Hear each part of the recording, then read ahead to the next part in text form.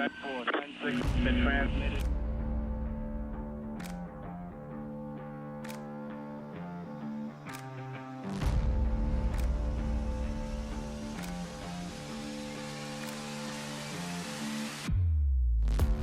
Welcome to Burnt Out.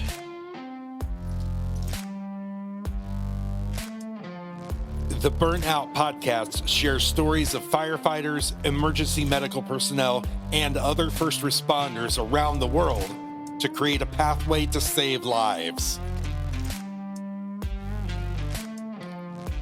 The stories you will hear are real and may be disturbing to some listeners. Listener discretion is advised.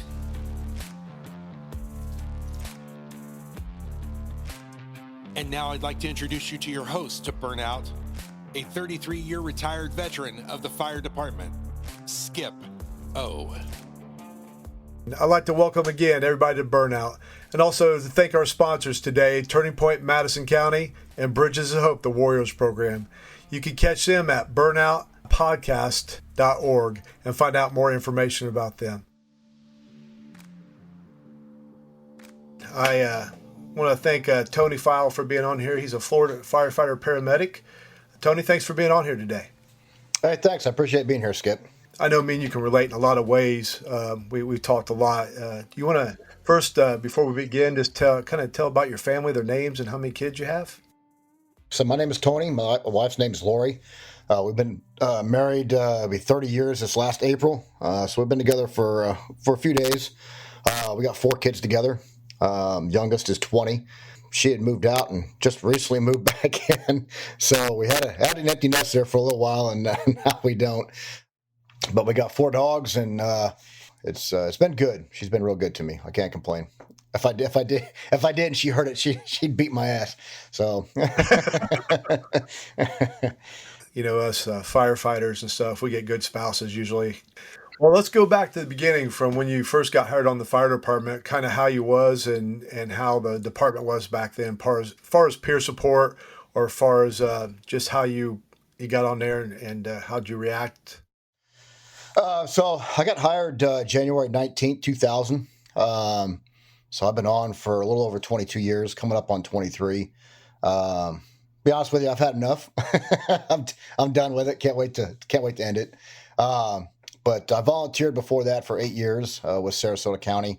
So I have over 30 years of on the job experience, but paid for 22. Back then, as you can attest, things were a lot different in the fire service. There was no dealing with your emotions on calls, regardless of the type of call. You just kind of had to, in the quote unquote, suck it up type mentality with everybody. And, that only goes so far in the fire service. And I think, nowadays, or all over the nation and the world, they're starting to wield the effects of that suck it up attitude. And I think it's causing a lot of issues, both with mental health and substance abuse in the fire service. I think it's going towards the right direction. It's not where it needs to be, but it's definitely starting to gain traction as far as the awareness and not being such a stigma attached to, coming back from a call and say, hey, man, that call bothered me type thing. So I think we're still kind of, we struggle with it. Some people do, some departments do, and, some departments are really on board with, getting people the help they need, right when they need it. I remember one of my first calls that stuck with me for a while that I had to work with a therapist about. Do you remember your first call you had that really stuck with you? Yeah, it was the death of a 16-year-old girl in a car accident. First day she got her license, she was out eating lunch and, went out and got T-boned by a cement truck. And she was alive when we got there and then died in my arms as we were transferring her to the stretcher to take her to the hospital. So it was one of those calls that just kind of sticks with you, you're talking to them, you're making a connection with them, she was screaming her parents were going to kill her. And I'm like, no, it's, they're not going to kill you. We're going to get you out of this and you're going to have a good day. As when we cut her out of the car, she flopped back in my arms and we pulled her over to put her on the backboard and, she just stopped right there, everything, breathing, talking. And later on, we found that she had a massive aortic tear from the vehicle accident, and she was compressed forward on the steering wheel. And when we laid her back, that tear just opened up, and she died right there. So, one of the cognitive distortions I had with that was I didn't do my job. I should have done it better. We could have done this. We could have done that. But going through the mental health and addiction portion of the being at the center of excellence, I realized that, I it was fortunate for her that, I was the last father figure for her to give her comfort. You know what I mean? So that was one of the things I had to deal with when I was there, because that call just kept coming back and back and back. And unfortunately, it was out in the parking lot on the highway next to Target where my wife goes. And for years, I just couldn't go back to Target with my wife just because of that call. Every time I went there, that call was right there, and that was in my brain for the next couple hours. You know what I mean? So, but since then, I've been able to go back to Target and deal with that stuff appropriately. I know sometimes when I got one of those calls, I go in my room or isolate or do what kind of things did you do as far as in a negative way? Well, back then, over the years, with each call, I would kind of come home and kind of talk to my wife about it. And of course, as time went on, she got to the point where she's like, I can't listen to this stuff anymore. You need to talk to somebody else or whatever. And so I just kind of held it all in and buried it deep, like a goddamn man would. You know what I'm saying? Bury it and then put some alcohol on top. That'll serve it right. It won't come back then. That solves everything. Yeah, that solves everything. So and that's what I did for a long time. You know what I mean? And then I must have buried it for a long time because a lot of the calls didn't come back up until like 4 or 5 years ago, and then they all came back at once. So somehow that lock on Pandora's box where I kept them all just broke open, and they just kind of flooded back. So that's when I really started isolating and drinking. And well, I'll tell you what, let's go, if you don't mind, and you tell me, whatever you want to share. I don't want to go too deep if you don't want to, but let's go back 5 years ago when things started spiraling. Over the years, I thought I'd put them in Pandora's box and shut them away and sprinkle some alcohol on top, and I was good. Up until about 4 or 5 years ago, just like on a flip of a switch, like walking into a room and turning on the light, they started coming back, one at a time, and it would like hit me like a ton of bricks. And all of a sudden, I'm having these flashbacks of these calls, and the flashbacks like I'm there, like I'm like there at the call. And so, I can hear the sounds, the smells, people talking to the patient. And, then it would go away. And then, a different call will come back. And then another call will come back. And next thing I know, I'm juggling all these calls that like in the middle of the night, not being able to sleep. And, thinking to myself, I think I'm losing my fucking mind. You know what I mean? At one point I was like, I think I'm going crazy.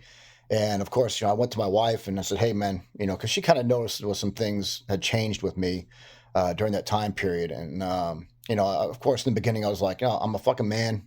I got it. I'm dealing with it. Don't worry about it. But then I started coming to her and say, hey, listen, this is what's going on. I'm getting all these flashbacks from this call and from this call and from this call.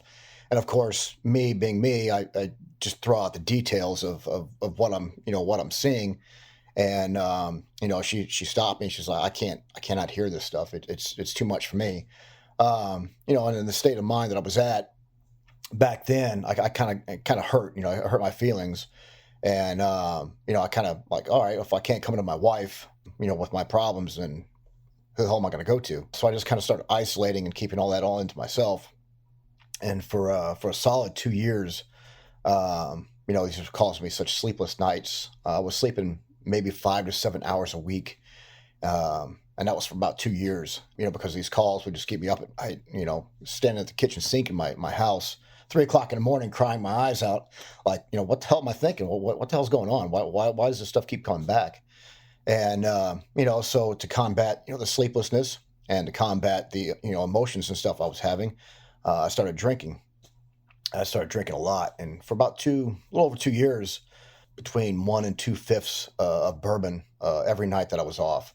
You would think that I had plenty of sleep, and actually, maybe the first week I might have slept a little bit when I was drinking, that much. But it actually had a reverse effect on it. It kept me up. So I could drink, 2 bottles in one night, and I would stay up all night. And then, it was nothing for me to be up, 24, 36, 48, 72 hours, and then fall asleep for an hour, and then wake up and be up another 96, and then fall asleep and be, fall asleep for like 2 hours and be up for another 48. It just got to be a brutal, brutal cycle, emotionally and physically. It took a toll on me. And that went on for about 2 years. And, of course, it put a bit of hurting on our marriage too, because, my wife saw something was going on, and I hid my drinking. I always had a bottle in my truck. I kept bottles in my garage. I always had a jar of moonshine hidden somewhere in case I ran out. I was always worried about running out, at 1, 2 o'clock in the morning, and not being able to get my fix because, our liquor stores aren't open all night here. So That's hell waiting for about 3 or 4 hours to get that drink. yeah, it is. It is, man. It is. So, I hid everything. I would go to work and take empty bottles that I had drank and just throw them in the dumpster when I got to work. And I never drank at work, but man, I promise you, I was fucked up when I went to work, because you can't drink 2/5 of liquor until 4 o'clock in the morning and go to work at 7 and still not have some sort of side effect from it. You know what I mean? But so that went on for about 2 years, and then one night it got real bad for me. I think I was past 96 hours of sleep, not having any sleep, just having a rough night. And then, I circled the drain, and it got real dark for me. Had a suicide attempt. Put a gun in my mouth a couple of times. Fortunately, I didn't go through with it. It didn't happen. So I just isolated, and I buried everything as much as I could down inside, and I hid all emotions, from her and everybody else that, my friends and my family, and even the guys at work didn't know anything was going on. A couple weeks after that, it happened. It happened again one night, and she found me on the floor of the garage. I guess I don't remember it. And, at a certain point, I just didn't want to live anymore. I was tired of being tired. I was tired of not sleeping, and I was tired of all the flashbacks and everything else just bombarding every spare minute of my day. I finally that next day she sat down with me. She says, you need professional help. She goes, I can't deal with it. I can't do it. I can't help you. You don't want me to help you. You need to find somebody to fix whatever it is you got going on. And still at that time, she didn't know how much I was drinking. I still didn't think I had a drinking problem though. I was drinking because of my mental health. And so I kind of got online. I did some research online, and I was kind of like trying to find maybe some sort of support group, with first responders that are kind of dealing with the same thing. Because I started doing some Google research about what was happening to me, and everything was coming up, PTSD and stuff like that. I found some therapists locally, that kind of dealt with PTSD, and so I kept looking. And believe it or not, I didn't know anything about the facility, but I did find, the Center of Excellence up in Maryland, which is, just for, first responders or firefighters. So I started reading about the program there, and, I took it to my wife, and I said, hey, this is kind of cool. You know what I mean? I said, this looks like maybe some place that would benefit me, tremendously. And so she kind of looked at it, and she's like, I think you should call them. It was like 8, 9 o'clock in the morning when I found it. And, because I didn't sleep all night, because I don't do that either. I didn't do that at that time. So I got the phone in my hand. I must have dialed that number, I don't know, 15, 20 times before it actually went through, before I let it go through. I kept hanging up every time I'd call. And because it was at a point in my life where I know I needed help. But, not just as a firefighter, but as a man, it's hard to raise your hand and go, I can't control my life anymore. I need help. I had a hard time, making that phone call. And I finally talked to an individual. It connected about 3:30 in the afternoon, and talked to him. So, hey, I told my story. I'm kind of looking for some help, and he's like, I'm going to stop you right there. He goes, I'm going to tell you my story. Then I'm going to tell you your story and everything you're doing. I'm like, okay. So, the guy that I was on the phone with, really cool guy.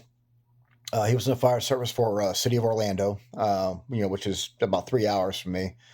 And he was in the career for, 10, 12 years. And he was on the Pulse nightclub shooting where all the kids got shot. And he said that ruined his career. And he started isolating, drinking, having flashbacks. Then he proceeded to tell me, how my life was going and what everything I was doing. And I'm like, Jesus Christ. I go, you're spot on. I go, everything you're saying that I'm doing, I'm doing. He goes, yeah, I know. Cause I've been there. I know what it's like. So we did all the check-in stuff, and we ended up setting the next opening they had was about 7 days after the day I made the phone call, which I was excited for. I was a little nervous and apprehensive, and they would call me once or twice a day, and to check up on me. And I was still drinking, you know what I mean, because I didn't think I had a drinking problem. But I was able to get some of those flashbacks off my chest.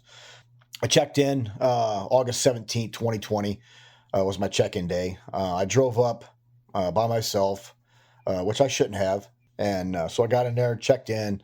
They took all my personal belongings. They let me make a phone call to my wife and say, "Hey, I'm here. I'm safe." Ended up checking in, did the whole 9 yards. Had the evaluation with the psychiatrist. Got diagnosed with anxiety and PTSD. And then they wanted to know, because of the questionnaire and stuff about drinking, they wanted to know how much I drank. So I kind of told them, and they suggested that I do both the mental health and substance abuse portions at the center. My first night there, I couldn't sleep, so I sat there in bed. I had somebody sit next to the bed with me all night the first night because of my suicide attempt. So I went back to the doctor because I told the nurse, and the doctor's like, "Oh, we're gonna have to change your prescription." So I had another interview with the doctor, and she's like, "Man, what we gave you should have knocked you out and knocked a horse out." I go, "I'm telling you, I did not sleep, not even 5 minutes." So they switched me to Seroquel and Vistaril. They gave me that, and my third night there, I took it, and about an hour later, I'm like, "Man, I feel tired." I'm like, "Wow, I haven't felt this in a long time." So I laid down, and probably about 9, 10 o'clock at night, and I woke up at 6 on my own, and so I got a little over 7 hours of sleep straight, and that's the first time in over 2 years that I had slept that long, consecutively. And when I woke up, I was like, my whole thought process had changed, and my outlook on life, because back then I didn't care if I lived or died. All I wanted to do was fucking drink and bury my feelings and emotions into the fucking dirt. But my whole outlook changed on just life in general, and even everybody, when I came out of the room, even everybody was said to me, "Holy crap, you look so much better." I go, "Thanks, man. I feel a lot better as it is. I just got 7 hours of sleep." What I mean? It was a game changer for me. You know what I mean? So sleep is imperative for anybody. So I kind of started doing the program there, and I started doing the AA at night. I read the big book, and on my 3-week mark, I was like, you know what, I'm just going to keep an open mind and do everything they have to offer here, because I didn't want to, because I was starting to feel better. I was going through trauma therapy classes and everything, and I was starting to deal with some of the things that were bothering me, and I started to change my outlook on everything, my wife, my family, my job. I was starting to put a lot of work into this, and I didn't want to leave that place and then me relapse, with something and regret not doing something at the center that, when they had available. So I did everything they had available, hypnosis and the AA at night and which did wonders for me. And, I got out October 1st, 2020. So I spent 47 days there, and it changed my life. And I just had my 2 years of sobriety back in August. Which is cool. Skip, you sent me a coin, my 2-year coin. I appreciate that very much. But it's been a lot of work for me. It's gotten easier over time. But there's still once in a while that, I have a bad day or a sleepless night. And, I miss, having that numbing feeling of the alcohol. But I go days and weeks and I don't think about it at all. You know what I mean? But that's just part of who I am now. That's my life. You know what I mean? So. Let me ask you one quote. What would you tell? You got a first responder, whether firefighter, police officer, or military. They're on the edge whether to go or not. What would you tell them right now? I would just tell my whole story. I said, listen, man, this is what happened to me. I was exactly where you were at. I didn't know if I needed to go. I said, but for me, the center of excellence, and I can't say anything about any other facility because I've never been to any other facility. So I'm kind of biased with the center, but it changed my life 100%. I don't want to kill myself anymore. I don't want to go back to drinking, even though, my body says, hey, you need to fucking drink once in a while. I don't want to do that. You know what I mean? And, I love my life, how it is now. You know what I mean? It's a tough life to live, because it's work, but it's worth it for me. Your family life, as far as your relationship with your wife and kids, how's that going today? It's going really good. It's a lot more open. My wife, when I went away, my wife actually was proactive, with trying to help me deal with this stuff. And she went and, saw a therapist, to kind of get a better understanding of, what I was going through. Because the more research she did, she was finding out, this is a common thing, with first responders. So she went and got some help, with some of her issues that more than likely I caused. But she also, she had to deal with some childhood stuff too. But I really drug her through the mud, those couple of years. She had got some guidance on how to better help me when I came back out. And it was work. It was work for both of us, you know what I mean? Because, I was still hesitant about, going back to work to begin with. And she was supportive with whatever decision I made, whether I went back to work or I just quit the fire service altogether. And for me, I took about 3 or 4 weeks off after I got out. So I hadn't been to work in a couple of months, and to ponder whether or not, that lifestyle was for me anymore. And, I decided to go back because I felt like I wasn't done giving back, not really to the community, but to other first responders, that were having issues like I was, and I think I've helped, quite a few since then, getting involved with, the Worldwide Peer Support Group and you. And Could you tell people, part of the Worldwide Peer Support, what's your part in that? What do you do? What are you doing there? I actually part of the RIT team, the fire service. The RIT team is rapid intervention team that goes in and rescues down firefighters. A part of that, where anybody, any time of day, they can hand up my number to somebody who calls in and says, "Hey, I'm having a problem. I'm having an issue. I'm on the edge." They can call me, and I can kind of help them get through whatever situation they're having. And usually what I do is I'll tell them my story and let them tell them theirs. I think that kind of breaks the ice a little bit for somebody that's having an issue, knowing, because it did for me. When I called the center, and that guy's like, "Hey, let me tell you my story first." I'm like, "Oh, this guy gets it. He's not just some guy on the fucking end of a phone who's paid to listen. I'm not paid, paid anything." But so, and I've had quite a few people. You've hooked me up with a few people to call. We've done quite a few Zoom meetings last minute. People are having some issues, and I think it helps. You know what I mean? So I think it's been a good cause. I know, Tony, you've been there for me when I needed to talk to somebody, and I think that's what it is, sharing our brokenness with each other, and then it works itself out.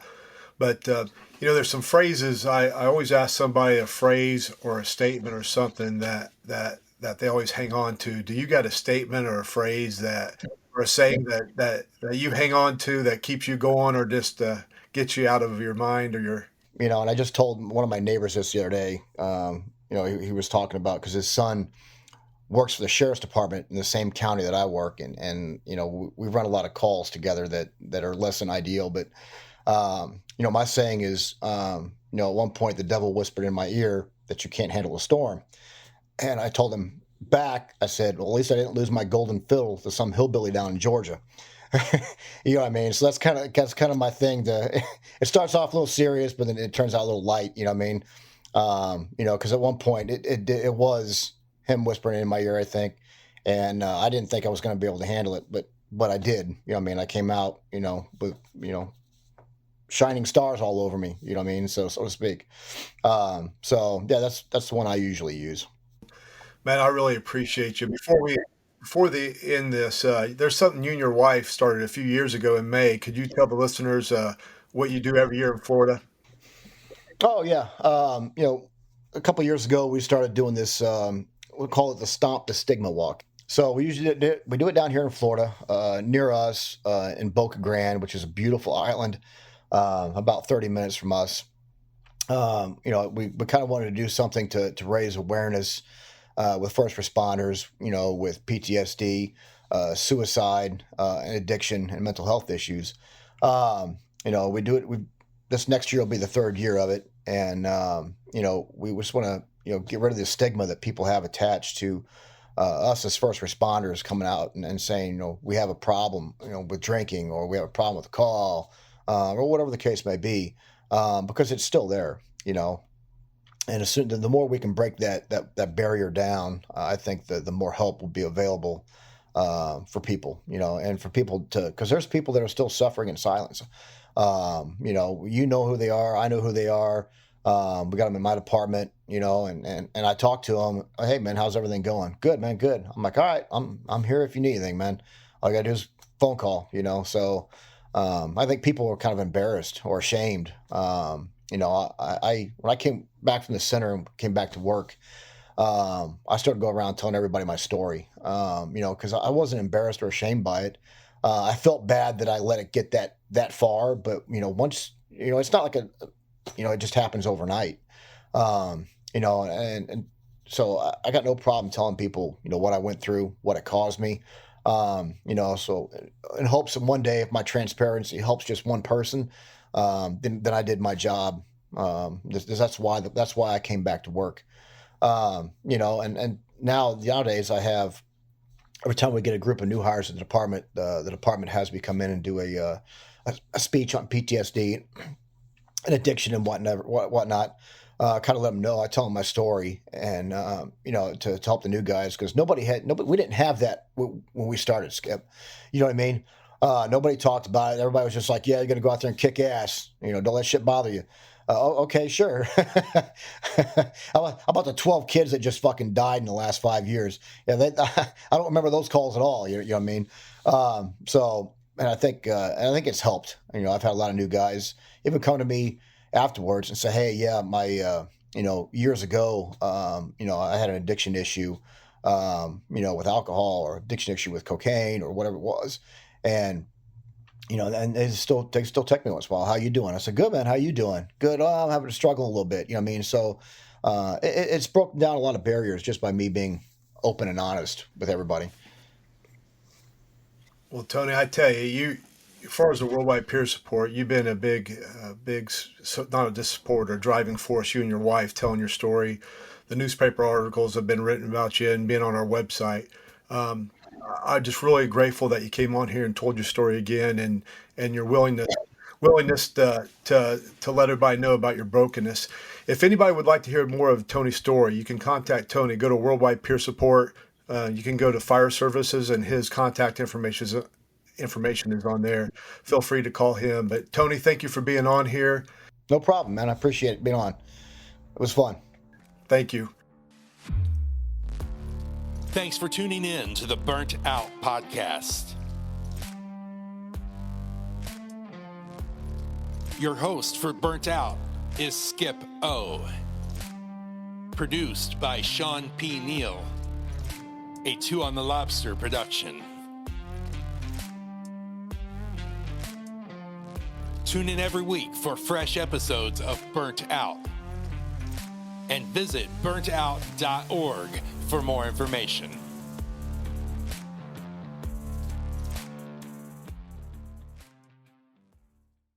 Two on the Lobster production.